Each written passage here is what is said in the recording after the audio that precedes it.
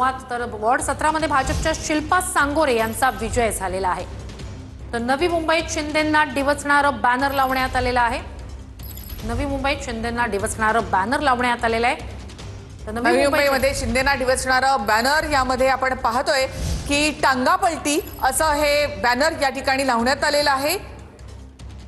तर निवडणूक संपली, वैर संपलं असं गणेश नाईक यांनी म्हटलं। हा जनतेच्या हिताकरता जो जितका गरजेचा तेवढा नक्कीच मिळाला पाहिजे, माननीय मुख्यमंत्र्यांना पण म्हटलेलं आहे। परंतु ज्या युनिफाईड डीसीआर हा बिल्डरांच्या दलालामार्फत बिल्डरांच्या घशात नफा घालण्याकरता आलेला आहे, तो सूज येणारा युनिफाईड डीसीआर आम्हाला नको आहे। आणि म्हणून माननीय मुख्यमंत्र्यांना मी उद्या परवाच पत्र देणार आहे, कारण म्हटलं की मंगळवार आमची कॅबिनेट आहे। त्या कॅबिनेटच्या दिवशी माननीय मुख्यमंत्री, मी ऑलरेडी बोललोय की आम्हाला आमच्या शहराला विद्रूपपणे आणणारा एफएसएल नको। उदाहरणार्थ कोळेजंग इमारती होतील, परंतु तिथलं वातावरण झोपडपट्टी सादृश्य त्या ठिकाणी असेल आणि ते आम्हाला शहरा करता असं असावं, या गोष्टीला माझा विरोध आहे आणि मी ही गोष्ट करून घेणार।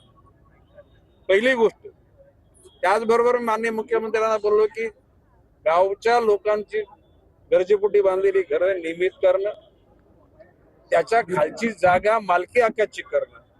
आणि मी मगाशी म्हटल्याप्रमाणे माननीय मुख्यमंत्री देवेंद्र फडणवीस मला बोलले की नाईक साहेब, तुम्हीच एखादा असं नमुनेदार वस्ती तयार करा जी तुम्हाला पसंत असेल, त्याला आपण मंजुरी देऊ।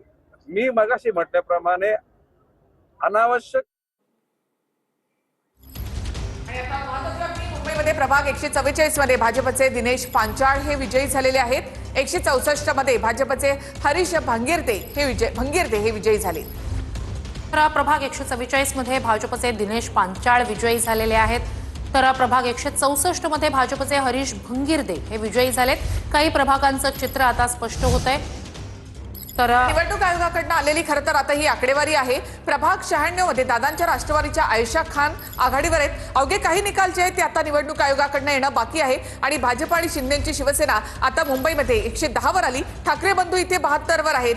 तर भाजप स्वतः या ठिकाणी साधारणतः 84 जागांवर आघाडीवर आहे। 2017 मध्ये सुद्धा भाजपला 84 जागा या ठिकाणी मिळालेल्या होत्या, त्यानंतर 2 नगरसेवक त्यांच्याकडे ऍड झाले। मात्र पुन्हा एकदा भाजप त्याच आकड्यावर या ठिकाणी पाहायला मिळते। ठाकरे बंधू या ठिकाणी 72 जागांवर